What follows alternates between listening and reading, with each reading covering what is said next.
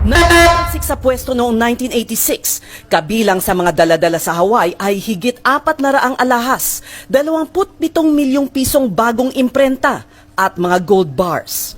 Nagsilbi bilang PCGG Commissioner si Ruben Carranza taong 2001 hanggang 2004. Tuloy ka lang. Basta't hindi lang tayo mababangkrap hanggang 2028, ha?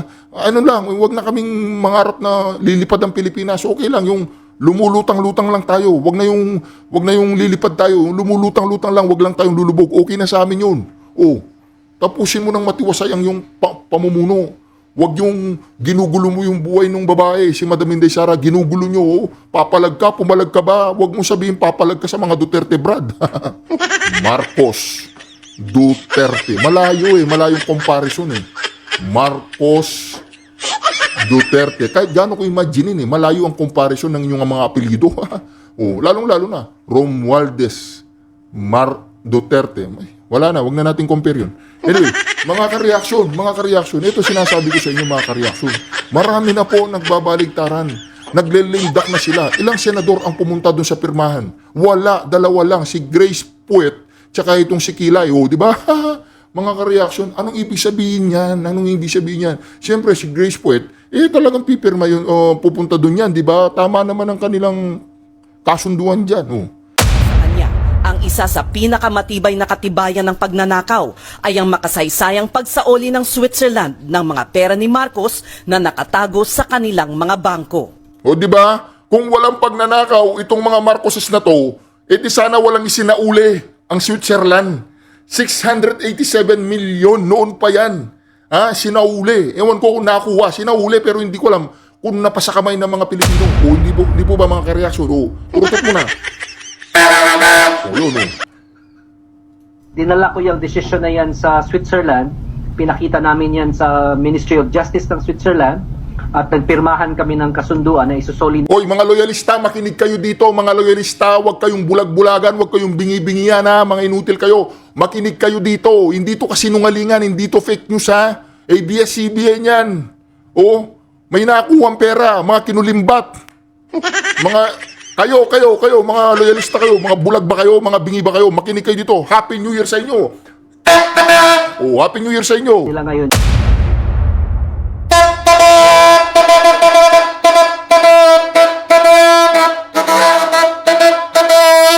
Reaction TV Page nagbabalik po. Reaction.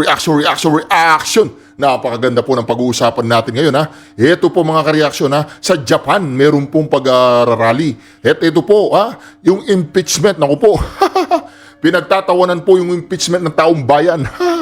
Nasaan ang impeachment ninyo? Yung nagsampa ng impeachment, bumaligtad na si Castro. Nagwewelga na dyan. Sa kalsada, nagwewelga na si Castro. Yung nag-ahin ng mga impeachment, yung mga makabayad black, nagrarally na sila. Administrasyong Marcos daw. Ngayon, para yatang mas gusto nilang impeach una si Marcos. Happy New Year.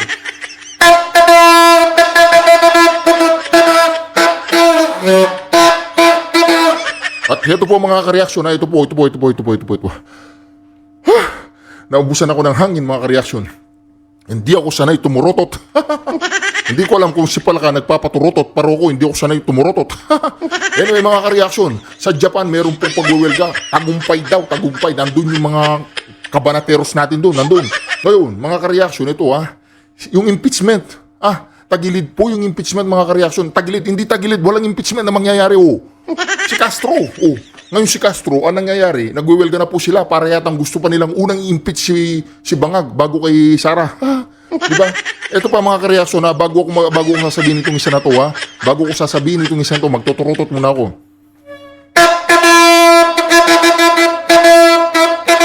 Happy New Year sa inyo lahat mga kareaksyon, Basta't ako hindi ako masyado marunong tumurutot, kaya hinihingal ako. Hindi ko alam kung si Palakay lagi nagpapaturutot. Hindi ko alam yun. Pero ngayon mga kareaksyon, ito. Sino naaalala nyo pag nakikita nyo itong baboy na to? Ito. Panoorin po natin, Yan. Sino pong nakikita nyo? Sino pong naalala nyo pag nakikita nyo itong yung baboy na yun? Gusto nyo ulitin ko.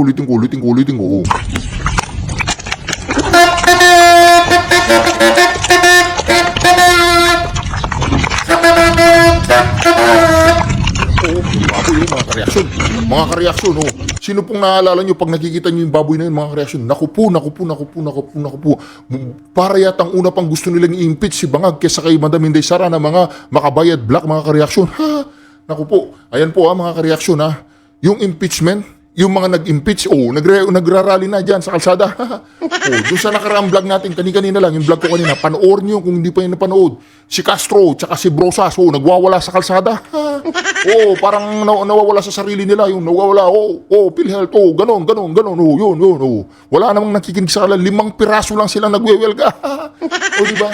Kasi hindi sila welcome sa January 13, yung mga komunistang NPA, mga terorista, hindi sila welcome doon, yung mga may pulang bandila na ganyan, hindi sila welcome doon. Diba? Ngayon, panoorin po ninyo to ha. Bago po natin ituloy ang ating vlog ngayon, ang vlog natin ngayon mga kareaksyon, itong vlog natin ngayon. Yung si Barbers, Barbers, Happy New Year sa'yo Barbers. Okay ka lang Barbers? Di ba si Barbers, siya yung taga-sindak ni Tambalos to, sa mga vloggers. Mantakin mo yan Barbers, ikaw yung taga-sindak ng mga vloggers. Di ba? Paano mo sisindakin yung mga vloggers? Marami yan, milyong vloggers ang sumusuporta kay Madam Inday Sara, pati yung mga lolo-lola, mga tita-tito, sisindakin mo lahat yun. Basta't kami dito sa Reaction TV page, Barbers, hindi kami naniniwala na ang pamilya mo, ikaw mismo, yung kapatid mo, yung driver ng kapatid mo, yung sasakyan, wala kayong kinalaman sa drugs dyan sa may Surigao, okay? Naniniwala po ba kayo doon na walang kinalaman ng mga Barbers? Basta't ako naniniwala. Ewan ko lang Barbers, ang taong bayan kung naniniwalang wala kayong kinalaman sa drugs. Sa Reaction TV PH, fake news po yung ginawa nila kay Barbers, di ba? Sa inyo ba fake news yun? Kayo nang bahala. Di ba? Happy New Year! Okay. Mga kareaksyon, pasensya na kayo ha. New Year po ngayon, New Year. So, medyo malakas po ang ating turotot. Hindi ko lang alam kung gaano kalakas ang mga turotot na ginamit kay Palaka. Di po ba mga kareaksyon? Sino ba yung si Palaka? Comment yun sa comment section. Nagtotorototan daw sila dun sa Malacanang pag naka-high, yung masaya sila, kukuha sila ng turotot ng katulad nito. Tapos, ganun ang ginagawa nila dun sa Malacanang. Nagtotorotot yun, ganun. Di ba? Ngayon mga kareaksyon, panoorin po natin ito ha. Ito po ay kasaysayan ng mga Marcoses. Hindi to pwedeng pasinungalingan dahil napakabuti po ng ginawa ng mga Marcoses noong unang panahon sa ating bayan. Ipalalabas ko po ito, panoorin ninyo, Happy New Year sa inyong lahat ha. Pero bago yan mga kareaksyon hihingi ako sa inyo ng New Year's resolution. Yung tinatawag na regalo ngayong New Year's. Ako lang yung hihinging regalo sa inyo ngayong New Year's. Nung Christmas, sa lahat ng mga nagregalo sa akin, maraming salamat. Pakulay, pa-member, ganun. Lahat yun, maraming salamat sa inyo. Mga nag-subscribe, maraming salamat. Ngayong New Year's, kailangan mag-subscribe po kayo para buong taon po kayo nakasubscribe sa Reaction TV PH. Ito po, ayan nakikita po ninyo yan. Ang pangalan ng ating Pangulong Duterte na riyan, Reaction TV PH. Thank you, President Mayor Duterte. Diba, para mahabot ko na yung ruro ng tagumpay, mag-subscribe na kayo para maging gold yan. At pupunta ako ng Davao, bibigay ko sa Pangulong Duterte ng diretso sa kanyang kamay hindi sa kanyang mga alalay, sa kamay niya, ganun. Hindi ko ibabato, siyempre dahan-dahan lang yan. Mga kareaksyon ayan panoorin na natin yung Pamilya Marcos napakaganda pong New Year sa video nito. Nasira yung turotot ko, nasira po yung turotot ko, ito na lang ang natira. Ito, paano to? Nasira kasi. Mga kareaksyon, ito na. Panoorin po ninyo, ito yung napakagandang ginawa ng mga Marcoses sa Pilipinas. Ito, sila lang ang gumawa nito. Walang pamilyang gumawa nito sa Pilipinas. Kaya nga, ang mga Marcoses hindi natin kailangan. Mga kareaksyon, ito ang napakagandang history na pinamana ng mga Marcoses sa history ng Pilipinas, sa history ng mundo. Pinakamagaling na mga naging presidente, si Ferdinand Marcos Sr., presidenteng korap, ganun. Tutrut! Ito po. Pakinggan natin. Panoorin natin yan. Sa kanyang unang termino pa lang bilang presidente, nagbukas ng kauna-unahang bank account sa Switzerland ang dating Pangulong Ferdinand Marcos. Sa alias na William Saunders, sa Bangkong Credit Suisse sa Zurich, Switzerland, ang account ni Marcos ay may laman na $950,000. Nung unang panahon pa yun, mga kareaksyon, unang termino pa lang nagbukas na siya ng Swiss Credit, ang pangalan niya, William Islander, yun. Yan o, panoorin natin ang mga kareaksyon. Walang kukurap, ang kumurap ay makukurap. O, walang kukurap kaya para hindi tayo makurap. Kumukurap kasi tayo kaya nakukurap tayo di ba? Ito mga kareaksyon, ulitin natin Sa kanyang unang termino pa lang bilang presidente, nagbukas ng kauna-unahang bank account sa Switzerland ang dating Pangulong Ferdinand Marcos.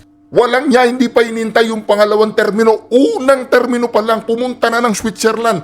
Nagbukas ng bank account para magkaroon tayo ng magandang history. Di ba? Ang kanilang history. Ito. Tuloy natin mga kreasyon. Sa alias na William Burgers, sa Bangkong Credit Suisse sa Zurich, Switzerland, ang account ni Marcos ay may laman na $950,000 US. Pero ang kanyang sweldo noong 1968 ay $5,600 US lamang. Ito ang simula ng pandarambong ni Marcos na umabot sa bilyong-bilyong piso. Nung unang panahon pa po yan, 1960s, $1 billion, hindi po piso mali yun sinabi ni Ali, $1 billion. So, pakinggan natin 10 billion umabot ng $10 billion noong 1960. How much na pa yung pera na ngayon? Trillion na yon. Di ba? Ngayon, tuloy. Nagsiksik sa pwesto noong 1986, kabilang sa mga daladala sa Hawaii ay higit 400 alahas, 27 milyong pisong bagong imprenta at mga gold bars. Nagsilbi bilang PCGG Commissioner si Ruben Carranza taong 2001 hanggang 2004. Para sa kanya, ang isa sa pinakamatibay na katibayan ng pagnanakaw ay ang makasaysayang pagsaoli ng Switzerland ng mga pera ni Marcos na nakatago sa kanilang mga bangko. Di ba? Kung walang pagnanakaw itong mga Marcoses na to, edi sana walang isinauli ang Switzerland. 687 million noon pa yan. Sinauli. Ewan ko kung nakuha. Sinauli pero hindi ko alam kung napasa kamay ng mga Pilipino. Hindi po ba mga kareaksyon? Turutot mo na. Yun. Dinala ko yung desisyon na yan sa Switzerland. Pinakita namin yan sa Ministry of Justice ng Switzerland. At nagpirmahan kami ng kasunduan na isusoli. Mga loyalista, makinig kayo dito. Mga loyalista, huwag kayong bulag-bulagan, huwag kayong bingi-bingihan mga inutil kayo. Makinig kayo dito. Hindi to kasinungalingan, hindi to fake news ABS-CBN yan. May nakuha pera, mga kinulimbat. Mga kayo, mga loyalista kayo, mga bulag ba kayo, mga bingi ba kayo, makinig kayo dito. Happy New Year sa inyo. Happy New Year sa inyo. Nila ngayon yung pera. At that point, ang pera na na-identify sa mga Marcos bank accounts was $683 million. Tingnan nyo. Taong 2003 nang isoli ang pera sa Pilipinas. Dahil sa pagkamatay ni Marcos taong 1989, walang nakuhang conviction ang gobyerno. Sa halip, isang forfeiture case ang isinampa at naipanalo laban sa mga Marcos sa Korte Suprema.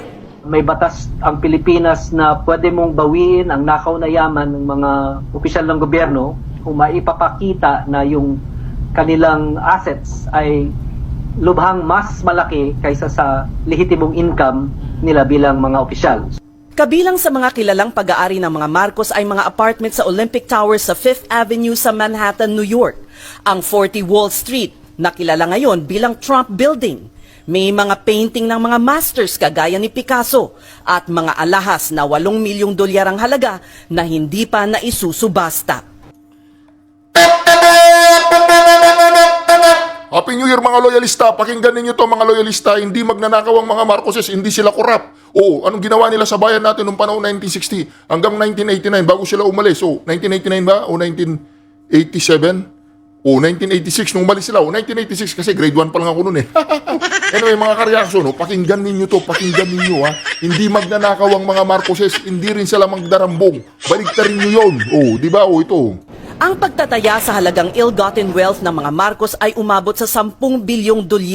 Ngunit marami ang naging bakid sa pagbawi nito. For every motion na pinafile ng PCGG halimbawa, merong 20 motion na ihahain ng mga Marcos. And it wasn't even serious motions. It's just to delay, to change lawyers. That causes what? 1 year, 2 years of delay. Ayon kay Carranza, nagkaroon ng ombudsman noon na walang inatupag kundi ibasura ang mga kaso laban kay Marcos. Di ba mga kareaksyon? Ngayon, ano nangyari? May binasura ding kaso laban sa mga Marcoses ng ombudsman ba? Sino? Yung basta't meron, PCGG, hindi ko alam, basta't mayroong binasura ngayon lang, ngayong taon na to. Ngayon, mga ka-reaction, ang ginawa po ng pamilya Marcoses para hindi po may soli ang pera ng bayan, delaying tactics, puro delaying tactics lang. Apila, motion, ganon. Hindi ako lawyer, abogado lang ako eh. Anyway, mga ka-reaction, pakinggan po natin ito. Hindi po magnanakaw ang mga Marcoses. Hindi po sila korap. Naniniwala ba kayo? Hindi. Ibig sabihin korap sila at saka magnanakaw sila. Ito. Ngunit hindi maitatatwa ang kasaysayan. Ang importanteng tandaan na ang kasaysayan kasi hindi maibabago. History is always has a way of reflecting the truth at some point, in the future. Those who survived the Marcos dictatorship and the families of those who did not survive the Marcos dictatorship can do is to make sure that the memories of those who survived and the memories of those who died. O di ba? Yan ang tinatawag nilang babangon muli. Bumangon muli ang mga Marcoses. Sa pagbangon nila, nahirapan muli ang taong bayan, bumagsak ang taong bayan. Namimiss nyo yung Marcoses eh. Mapilit kasi kayo. Di ba? BBM. Ngayon, may BBM kayo, may Bobong Marcos kayo. Kumusta kayo ngayon? Taong bayan, bayang Pilipinas, kumusta ka? 2025 na bayang Pilipinas, anong ginagawa mo? Iniintay mo ang January 13? Okay, good para sa iyo yun. Pero hindi yun ang inihintay natin. Ang inihintay natin, itong bangag na to, magpa-follicle test, magtrabaho ng maayos, tapusin niya yung kanyang termino hanggang 2028 ng maayos kung alam niyang ginagawa niya at alam niyang maging Pangulo. Ngayon, Bobong Marcos, nakikiusap ang taong bayan. Nakikiusap ang taong bayan, pinapatawad ka na namin sa loob ng 3 taong pagmabalahura sa ating bayan. Kung hindi mo kayang mamuno, kung hindi mo kayang alagaan at protektahan ang bansang Pilipinas. Yun, ang China, nagiinit ang ulo. Ang Russia, nagiinit ang ulo sa atin. Anong gagawin natin ngayon? Makikipagbalahurahan tayo sa kanila, makikipagsabayan tayo. Dapat kayo na lang. Hindi wag nyo nang isali ang taong bayan kung gusto niyo magpagsuntukan sa kanila. Diba? Ayan, nananawagan ng taong bayan, Bobong Marcos. Pilipino ka rin, Brad. Pilipino ka rin. Hindi namin ninasa na ikaw ay matanggal o paalisin niya sa Malacanang. Tapusin mo ang iyong termino hanggang 2028. Nakikiusap kami. Ayusin mo lang ang trabaho mo. Trabaho lang, walang personalan. Huwag nyo nang balahurahin at gurgurin at gambalahin yung matanda doon sa Davao, ang pinakamagaling na presidente ng Pilipinas na si Rodrigo Roa Duterte. Pagpahingayin nyo yung vice-presidente, in-stress nyo nang in-stress, napakagandang babae niyan. Lalo siyang gumaganda, kaya umanda kayo ngayon 2025. Nagkikiusap kami sa iyo, Bobong Marcos. New Year na, magbagong buhay ka na, Brad. New Year's resolution, wala nang pulburon kailangan yan. Di ba mga ka-reaction? Ganun lang yun. Ang panawagan namin sa Malacanang, sa mga kongresista, mga senador, ayusin nyo lang ang trabaho nyo. Hindi namin ninanasa na tanggalin kayo dyan sa pwesto ninyo. Tapusin mo ng matiwasay, Bobong Marcos. Ang pagka-presidente mo, itayo mo yung pangalan ninyo. Marcos, itayo mo. Patunayan mo na kaya mong gawin yung 20 pesos na pinangako mo. Ngayon, kung hindi mo kaya, humingi ka ng tawad sa taong bayan na nagkamali ka lang kasi bobo ka, gano'n. Ganun yun. Aminin mo rin na hindi ka tapos ng college. Tanggap naman namin yun. Marami namang matatalino dyan. Si Bersamin. Hindi lang ako sigurado kay Bersamin pero maraming matatalino dyan. Kay Pangulong Duterte, patulong ka. Mabait na tao yan, tutulungan ka niyan. Pero kung hindi mo kaya na maging presidente ng bansang Pilipinas, nakikiusap kami sa iyo, Bobong Marcos, nakikiusap kami, gagawin kitang bayani ng aking buhay kapag ikaw ay bumaba dyan sa Malacanang at mag-resign na, kung hindi mo kaya. Kung kaya mo, tapusin mo ng matiwasay. Kahit wala nang magandang bagay na nangyayaring, basta tuloy-tuloy ka lang. Basta hindi lang tayo mababangkrap hanggang 2028, wag na kaming mangarap na lilipad ang Pilipinas. Okay lang, yung lumulutang-lutang lang tayo. Wag na yung lilipad tayo. Yung lumulutang-lutang lang, wag lang tayong lulubog. Okay na sa amin yun. Tapusin mo ng matiwasay ang yung pamumuno. Wag yung ginugulo mo yung buhay ng babae. Si Madam Inday Sara, ginugulo nyo. Papalag ka, pumalag ka ba? Wag mo sabihin papalag ka sa mga Duterte, Brad. Marcos. Duterte. Malayo malayong comparison Marcos Duterte. Kahit gaano ko imaginein malayo ang comparison ng inyong mga apelyido. Lalong-lalo na, Romualdez Duterte. Wala na, wag na natin compare yun. Anyway, mga kareaksyon, ito sinasabi ko sa inyo mga kareaksyon. Marami na po nagbabaligtaran. Nagle-lame-duck na sila. Ilang senador ang pumunta doon sa pirmahan? Wala, dalawa lang. Si Grace Puet, tsaka itong si Kilay. Di ba? Mga kareaksyon, anong ibig sabihin yan? Siyempre, si Grace Puet, talagang pipirma yun, pupunta doon yan, di ba? Tama naman ang kanilang kasunduan dyan. Di ba? Binigyan ng 5 billion yung Senate para sa ayuda. AKAP, ganun. Hindi ko alam, wala akong pakialam kahit bulsa nila yun, di ba? Kasi bakit pakakialaman ko sila? Hindi ko naman sila pwedeng pakialaman kahit may pakialam ako. Kasi, huwag mong ibulsa yan. Romuald, wala tayong magagawa. Sila nasa poder. Kasalanan ninyo lahat ng mga nagpabudol dyan. Okay, ako, sa totoo lang, hindi ako nabudol. Ang binoto ko si Isko, di ba? Si Sara, di ba? Ganun. Si Marcoleta, sila yung mga binoto ko noon. Si Harry Roque, si Salpanelo, sino pa yung mga binoto ko noon? Si Gueco ba yun? Basta yun. Marami akong binoto sa mga partido ng Pangulong Duterte. Hindi lang si Bangag, hindi ko binoto yan. Diba? Kaya hindi ako guilty. Kasama ko yung mga banateros noon. Kay Isko kami. Yung ibang mga vlogger ni Isko, nabayaran, nakuha. Di ba? May kilala nyo yan, mga inayupak na yan, yung mga bayaran, walang prinsipyo, walang dignidad, walang kaluluwa yung mga yan, papakain nila sa mga pamilya nila, yung galing sa mga nambabayad sa kanila, yung mga nagbabayad sa kanila, yung perang binigay sa kanila, galing sa taong bayan. So putangin ninyo, ang kinakain ng mga anak nyo, ang kinakain ninyo, nilalamon ninyo, mga nakaw yan, Brad. Hindi nyo kaya maghanap buhay ng patas, kailangan nyo pang tumanggap ng bayad sa mga magnanakaw. Hindi nyo kaya lumaban ng patas. Isang beses ka lang mabubuhay sa mundong ito, Hindi importante kung gaano kahaba yung buhay mo, kung gaano kaiksi yung buhay mo. Sabihin ko sa inyo, isang beses lang kayo mabubuhay sa mundong ito, Ang buhay ninyo gugugulin pa ninyo sa mga katarantaduhan at kaanimalan sa buhay na ito, sa mundong ito. Mga vlogger na bayaran dyan, Happy New Year sa inyo. Sana masaya kayo, Masaya kayo, pinapalamon nyo sa mga anak ninyo, pamilya ninyo, galing sa mga nakaw, Sige, Sana hindi sila maimpacho. Ito, panuorin po natin ang mga reaksyon. Happy New Year sa inyong lahat, Good vibes lang tayo, good vibes. Ito yung pinaka-good vibes natin dyan. Yan, Happy New Year. Ito po. Marami pong nangyayaring mga pagwewelga sa iba't ibang bansa. Panuorin po natin ito, Ito po yung nangyari sa Japan. Made in Japan po ito, kaya matibay itong video na to. Matitibay po mga yan. Made in Japan yan, Quality ang pagwewelga nila dyan, parang si Kibuloy tsaka si Marcoleta ang hawak-hawak nila dyan. Boboto natin ang mga yan. Okay, ito na po. Hindi ko ina-expect makakapagsalita ako. Yan po ang pagwewelga sa Japan.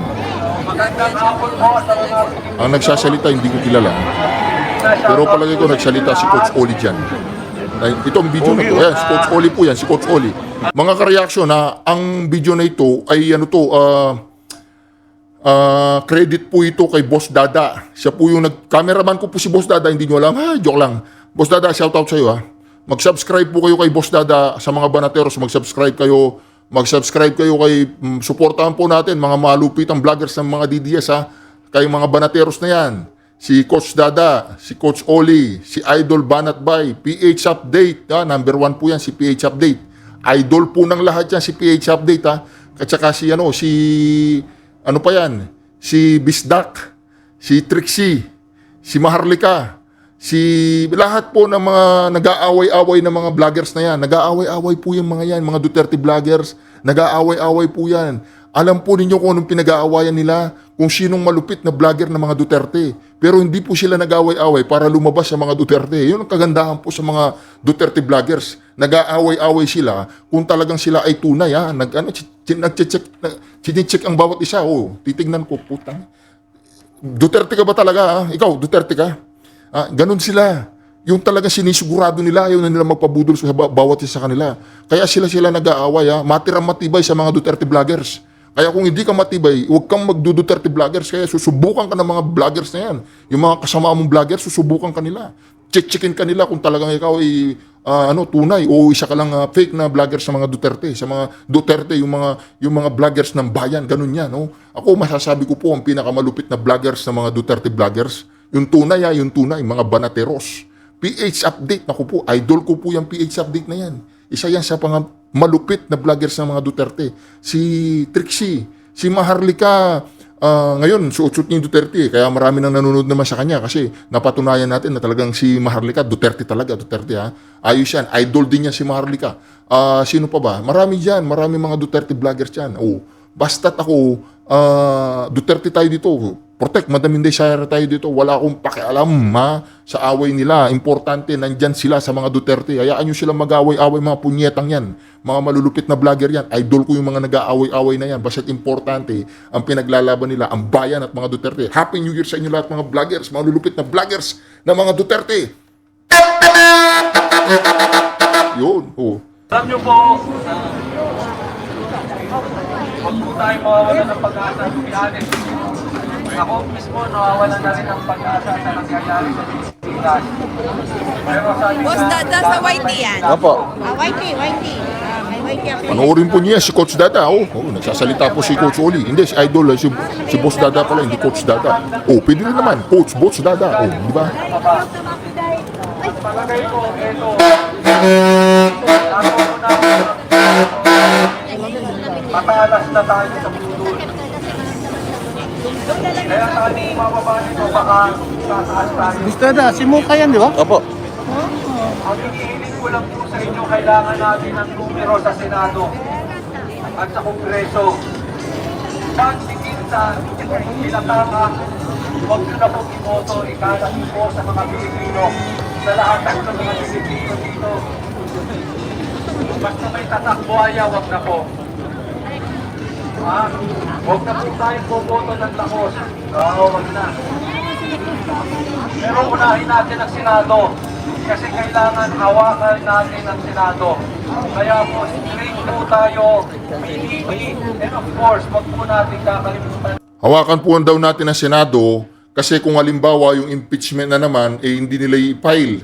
I-file nila yung impeachment pagkatapos po ng election para merong 1 year silang inihintay. Kung hawak natin yung Senado, wala silang magagawa mga punyetang yan. Wala po silang magagawa. Kaya dapat, ang iboto natin, wag po nating haluan ng katarantaduan yung mga PDP laban. PDP laban plus Kibuloy. Okay, wag po nating haluan ng mga yan. Di ba? Ba't iboboto mo si Kibuloy? Bakit hindi, di ba? Bakit hindi? Kumpara naman sa mga inayupak na mga animal na ibang iboboto natin, si Kibuloy na lang. At least si Kibuloy, may napatunayan na. Hindi man ako agree sa mga relihiyon niya, yung mga doktrina niya, na ganyan-ganyan sinasabi niya, ganun-ganun. Agree naman ako, anti-insurgency yan, tsaka pro-nature, di ba? Yun, agree ako sa kanya. Pero yung iba-iba, kakalimutan muna natin ang relihiyon dito, di ba? Ganun yun. Importante, yung kaalyado ng mga Duterte, yung 100% yung talagang paninindigan ng isang politisyan ay Duterte. Sino yan? Si Kibuloy yan, di ba? Number 1, Pastor Kibuloy, saka si Marcoleta. Straight PDP. Walang halo. Tayo kailangan ni Pastor Walang halo yan, PDP laban. Pastor dahil puro na po trapo. Nananawagan kami sa Comelec mga kareaksyon. Nananawagan po kami sa Comelec okay ang labanan walang kasi sabi nila tapos na yung election Yung Comelec okay? Wag ninyong insultuin yung taong bayan, Comelec Marcoleta rin. At syempre, Yan po ang pag-aalsa po. Pakinggan po ninyo si Coach Oli, malupitan po yan. nakakaasa ba tayo at kakampanya nyo lahat sa tagapin. Si ano po yan, si Madam Mocha Uson. Ay naku, gustong-gusto kong mamit yan para ma-interview ko yan ng one-on-one. Si Madam Mocha Uson, napakaganda po ng history niya sa buhay niya. Napakaganda po ng mga pinagdaanan niya. Talagang na-inspire po ako sa babaeng ito. Yung tibay po ng paninindigan niya, pagsuporta sa mga Duterte, at yung pagmamaliit sa kanya, Yung pagmamalit sa taong yan, ako talagang saludo ako dyan. Talagang pinilit niya maging pakipakinabang yung kanyang buhay. Kapakipakinabang ang kanyang buhay. Maraming kumutya dyan dahil sa trabaho niya dati. Maraming minaliit yan, si Mocha Uson. Binanata niya si Mocha. Ma'am, excited po ako ma-interview kita. One-on-one. Basta't nanonood yung mga banateros, masaya na ako. Dyan muna sila, ako munang panoorin nila. Lagi na lang silang pinapanood ko eh. Di ba? Gusto ko rin ma-interview si Idol Banat Bay. Gusto ko yung ma-interview kung ano ba talaga yung kanyang ginagawa. Pag alam niyo na, maraming sikreto yan si Sir Banat eh. Gusto ko ma-interview yan para matanong ko si Sir Banat kung saan nanggagaling yung kanyang kape. Parang gumaganda yung takbo ng isip niya sa kapeng iniinom niya eh, di ba?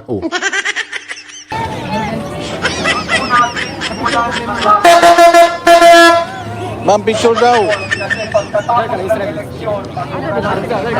Pasensya na po kayo sa Toronto, medyo malakas. Sana huwag po kayo magagalit sa akin. New Year naman pagbigyan niyo na ako. New Year naman. Lahat huwag nang iboto. Uubusin lang niya ng mga pera natin. Kaya nga nakakaingit kayo dito sa Japan dahil walang buhayan. Ganyan po kalupit mga ka-reaction. Si Coach Oli. Napakasimpleng tao po niyan. Tayo sa rally, di ba? Galit na po siya yan. Si Coach Oli, galit na siya yan. Katulad ng pulis, Torres, Bastos. Galit na yan. Galit na yan.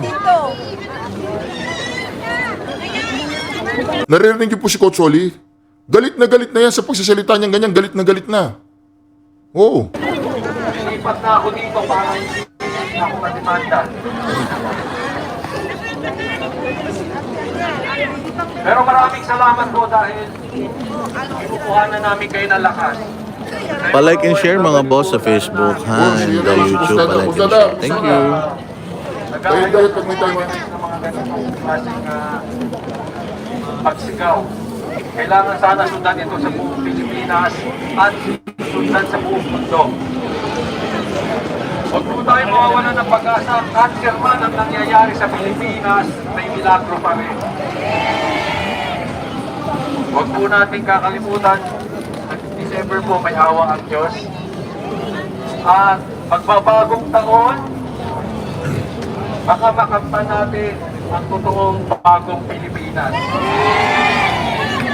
Maraming salamat po. God bless everyone. Thank you! Coach Oli! Coach Oli! Coach Oli! Coach Oli! Maraming salamat. Kung tayo ay tinatawag ng mga bagong bayani, yung mga nasa Kongreso ay ano? Buhaya! Buhaya! Mga buhaya!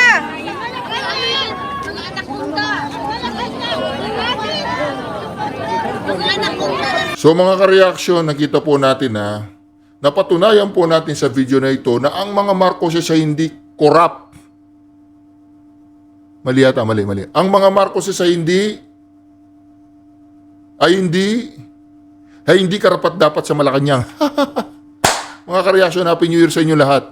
Happy New Year sa inyo lahat at nawa ay maligo lahat tayo sa bagong taon. Diba? Mga ka-reaction, lahat po ng mga kandidato na nakikita ninyo na umaanib sa masamang espiritu dyan sa Kongreso, huwag niyong iboto. Diba? Si Paduano, may pinost na naman kay Paduano eh. Nagtatago ka na ba, Paduano? Ba't hindi ka namin naririnig? Paduano, nagtatago ka na naman.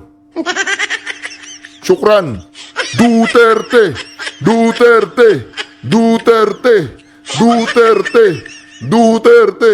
Duterte.